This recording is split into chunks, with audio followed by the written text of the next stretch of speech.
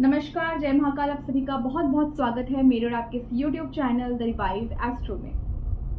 कलयुग की शुरुआत के साथ ही ये माना जाता है कि पृथ्वी में आज भी 7 चिरंजीवी जीवित हैं, हमारे साथ हैं, हमारे बीच हैं। और इनमें से सबसे ज्यादा जिनका नाम लिया जाता है वो है हनुमान जी। हनुमान जी को माना जाता है हमारे यहाँ के सबसे मेन ऐसे देव जिनकी पूजा अर्चना अगर आप सच में भक्ति पूर्वक श्रद्धा से करेंगे तो ये आपको परिणाम देने में ज्यादा देर नहीं लगाएंगे। इनको अगर आप दिल से पुकारेंगे ये आपको अपनी प्रेजेंस जरूर एहसास दिलाएंगे और आपको ऐसे वे आउट्स निकाल के देंगे, ऐसे रिजल्ट्स देंगे जिनकी आपने कल्पना भी नहीं की। और इन सभी के साथ इन्हीं की चर्चा करते हुए आज मैं आपको ऐसे बहुत सारी रेमेडीज और ऐसी चीजें बताने वाली हूँ जो आपने नहीं आज तक सुना होगा, ना आपने कहीं देखा हो। क्योंकि ऐसे बहुत सारी गलतियां आप हनुमान मंदिर में जाके जनरली करते हैं जिन्हें करने के बाद आपको रिजल्ट्स तो छोड़िए, आपको हो सकता है इसके गलत परिणाम भी भुगतने पड़ सकते हैं। तो इन्हें जानने के लिए आप बने रहिए लास्ट तक पूरे वीडियो में, ताकि आपको ऐसे पूरे फैक्ट्स आज पता चले और हनुमान जयंती जो आपकी 23 अप्रैल को आने वाली है इसे आप बहुत धूमधाम से बहुत अच्छे से मना सकें। सबसे पहले अपना इंट्रोडक्शन दे देती हूँ। मैं हूँ Sanchita Ghosh, astro vastu consultant, numerologist and tarot card reader. आप मुझसे जुड़ने के लिए नीचे दिए हुए नंबर्स पे कांटेक्ट कर सकते हैं। हमारी पूरी टीम आपको हमेशा हेल्प करने के लिए प्रस्तुत है। आप मुझसे ऑनलाइन ऑफलाइन हर तरीके से जुड़ सकते हैं। मेरा ऑफिस गुड़गांव में है, आप मेरे ऑफिस में विजिट कर सकते हैं। अगर आप दूर में रहते हैं आप मुझसे ऑनलाइन वीडियो कॉलिंग और वॉइस कॉल में कंसल्टेंसी बुक करवा के आप मेरे साथ जुड़ सकते हैं, अपनी कुंडली एनालिसिस करवा सकते हैं। तो चलिए स्टार्ट करते हैं आज का ये इंटरेस्टिंग टॉपिक, जहां पर आज हम बात करेंगे हनुमान जी के बारे में। तो देखिए, हनुमान जी की जितनी चर्चा की जाए उतनी कम है, क्योंकि हनुमान जी हमारे साथ प्रत्यक्ष रूप में है और आपने भी अपने जीवन काल में कभी ना कभी ये फील और एहसास जरूर किया होगा। लेकिन सबसे पहली गलती इंसान तब करता है जब हनुमान मंदिर में जाके हनुमान जी के पांव से सिंदूर लेके अपने माथे पे लगाता है।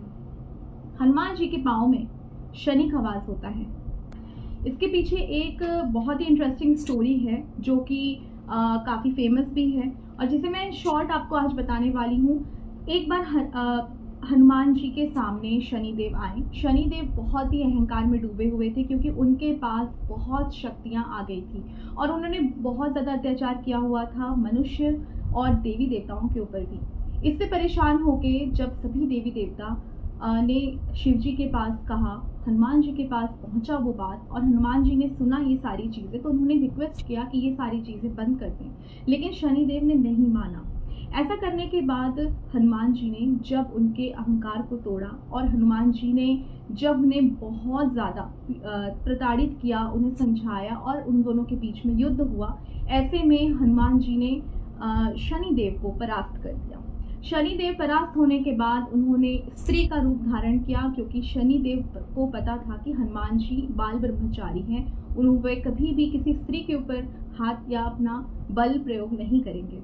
ऐसा जानने के बाद हनुमान जी के सामने वो स्त्री रूप में प्रकट हुए और वही होना था जो होना था कि ये युद्ध समाप्त हुआ। और तब से वो जो शनिदेव हैं उन्हें माना जाता है कि वो हनुमान जी के पाँव में बसते हैं, क्योंकि वे जब स्त्री रूप धारण किए थे उन्होंने हनुमान जी के पाँव के नीचे ही शरण ली थी।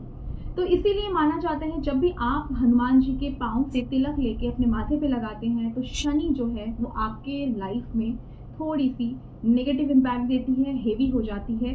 कहीं ना कहीं शनि का एक प्रकोप आपके लाइफ में आ सकता है। इसलिए आपको कभी भी हनुमान जी के मंदिर में जाके तिलक अपने माथे पे लगाना है तो उनके राइट वाले कंधे से लेके लगाना है। राइट कंधे यानी दाहिना कंधा। आपने हनुमान चालीसा में सुना ही होगा कि बाएं भुजा असुर दल मारे, दाहिने भुजा संत जन तारे।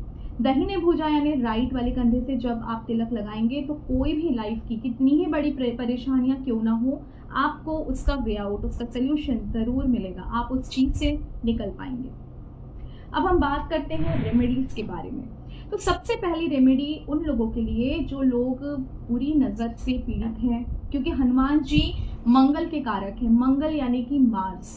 और ऐसे में जिन लोगों का मंगल पीड़ित होता है, जिन लोगों को नजर बार बार लगती है, जिन लोगों के लाइफ में एक तरह से जादू मंत्र तंत्र विद्या या फिर ब्लैक मैजिक का असर बहुत जल्दी होता है, ऐसे लोगों के लिए बहुत ही चमत्कारी रेमेडी ये है कि इन लोगों को हर मंगलवार हनुमान मंदिर में जाके विजिट करना चाहिए, तिलक लगाना चाहिए उनके राइट वाले शोल्डर से यानी दाहिना कंधा से। दूसरी बात, उनको हर महीने के एक किसी मंगलवार फिक्स कर लेना चाहिए और उसे हर महीने विजिट करने के बाद जो रेड कलर का रक्षा सूत्र होता है उसे पंडित जी के हाथों से अपने बाएं वाले हाथ में बंधवा के आना चाहिए। अब इसके पीछे ये है लॉजिक कि जब भी आप किसी पंडित जी के हाथों से बनवाएं तो राजा बलि का एक मंत्र होता है जो मंगल का मंत्र है, उसे ज़रूर उन्हें उच्चारण करने बोले, क्योंकि ये जो राजा बलि का मंत्र है जिसे आप किसी भी पुरोहित या पंडित जी के हाथ मुंह से बुलवा के पहनवाएंगे तो ये आपके बॉडी को, आपके माइंड को बहुत ज़्यादा प्रोटेक्ट करेगा। आपके ऊपर अगर किसी ने भी ब्लैक मैजिक किया हुआ है तो डेफिनेटली मान के चलिए उसका असर कुछ महीनों में ही आपको हल्का होता हुआ और पूरी तरह समाप्त होता हुआ दिखाई देगा। अब दूसरी रेमेडी उन लोगों के लिए जो बच्चे पढ़ाई में फोकस नहीं कर पाते, जिनका एक तरह से पराक्रम भाव बहुत हल्का है, मंगल जिनका नीच का है, जो लोग जुपिटर भी पीड़ित है, जो बच्चे मन बिल्कुल फोकस नहीं कर पाते हैं, शुरू से ही पढ़ाई में बिल्कुल भी मन नहीं लगता, ऐसे बच्चों के लिए खासकर, ऐसे बच्चे हनुमान चालीसा बिल्कुल शुरू से पढ़ना स्टार्ट करें। जितना अच्छे से वो पढ़ेंगे उतना ज़्यादा मेंटल फोकस बढ़ेगा, एक कॉम्पिटिटिवनेस आएगी लाइफ में जहाँ पर उन्हें मन करेगा कि मैं भी फर्स्ट आ सकता हूँ या आ सकती हूँ। साथ ही मेरा ये सजेशन उन सभी लोगों के लिए, सभी पेरेंट्स के लिए है जिनके घर में बच्चे छोटे हैं और या हो सकता है ऐसे प्रेग्नेंट लेडीज़ जिनके जो कंसीव किए हुए हैं और मेरी वीडियोस देख रहे हैं, ऐसे लोग सभी लोगों से मेरा सजेशन है कि आप लोग हनुमान चालीसा रेगुलर बेसिस में सुने। अगर आप गर्भ धारण किए हुए हैं और ऐसे टाइम पे हनुमान चालीसा सुनते हैं तो आपके गर्भ में जो बेबी है, चाहे वो लड़का हो चाहे लड़की, उसमें अपने आप ही एक प्रोटेक्शन शील्ड बनता है, उसे प्रोटेक्ट किया हुआ रहता है। प्लस वो बच्चा जब इस पृथ्वी पे आएगा या आएगी, वो उस बच्चे के अंदर एक आत्मविश्वास शुरू से ही बिल्डअप हो जाता है। उसमें ग्रह नक्षत्र की कोई ज़रूरत नहीं पड़ती, इसमें पंक्तियाँ इतनी खास है, इसके श्लोक इतने खास हैं, इतनी ब्लेस्ड है कि जब आप इसे सुनेंगे तो आपकी ऑरा अपने आप पॉजिटिव हो जाएगी। तो सभी बच्चे शुरू से, चाहे आपको प्रॉब्लम हो चाहे ना हो, आप स्टूडेंट हैं चाहे आप कोई भी हो, लेकिन आप ज़रूर हनुमान चालीसा को रिसाइट करें, पढ़ें। और हनुमान चालीसा पढ़ने का सबसे अच्छा नियम ये है कि आपको हमेशा लाल रंग का आसन होना चाहिए, साउथ दिशा में बैठनी है, नॉर्थ का साइड फेसिंग करनी है और आपको जब भी पढ़ना है बुक पकड़ के पढ़ना है। हनुमान चालीसा कभी भी चलते फिरते नहाते धोते नहीं पढ़ना है, आपको प्रॉपर आसन में बैठ के ही हनुमान चालीसा का जाप करना है।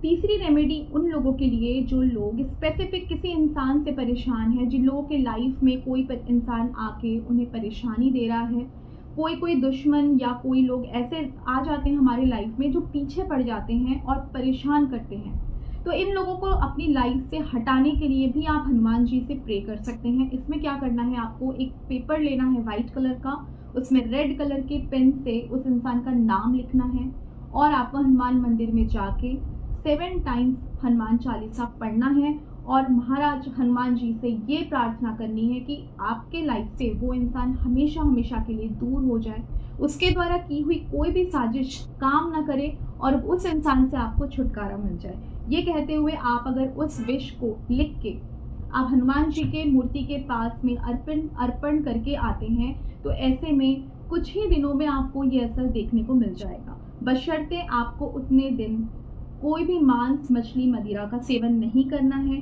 ब्रह्मचर्य व्रत का पालन करना है, झूठ नहीं बोलना है और अपने से बड़े या अपने से छोटे किसी के ऊपर भी अत्याचार या किसी तरीके का गलत व्यवहार नहीं करना है। नेक्स्ट पॉइंट उन लोगों के लिए जिनके घर में वास्तु दोष है।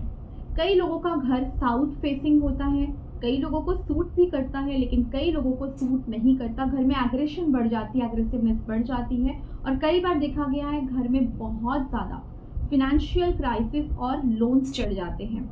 बहुत बार ऐसा होता है कि घर में बीमारी से हॉस्पिटल में खर्चे बहुत बढ़ जाते हैं। ऐसे कोई भी प्रॉब्लम अगर आपके घर में चल रही है और वास्तु के वजह से आप परेशान हैं तो ऐसे समय में आपको अपने एंट्रेंस में मंगल के लिए यानी कि मार्स की एनर्जी को बैलेंस करने के लिए आपको यहाँ पंचमुखी हनुमान जी का फोटो या छोटी सी 9 इंच से छोटी वाली मूर्ति स्थापित करनी है।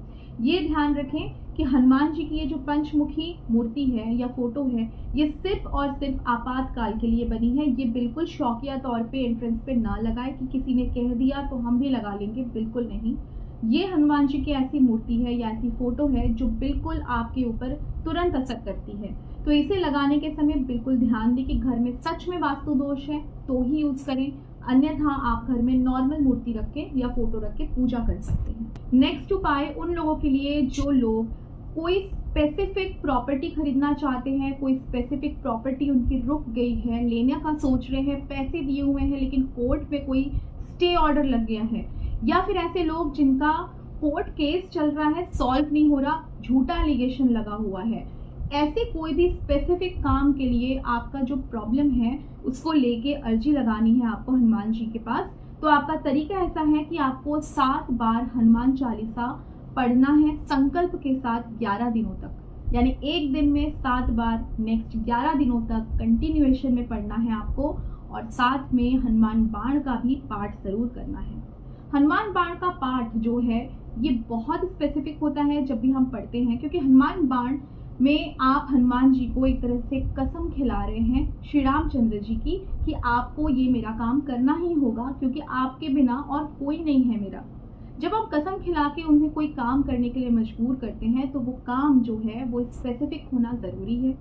ये काम कंप्लीट होने के बाद आपको हनुमान बाण पढ़ना बंद कर देना है, क्योंकि इससे बहुत ज़्यादा दिनों तक कंटिन्यूएशन में नहीं पढ़ा जाता।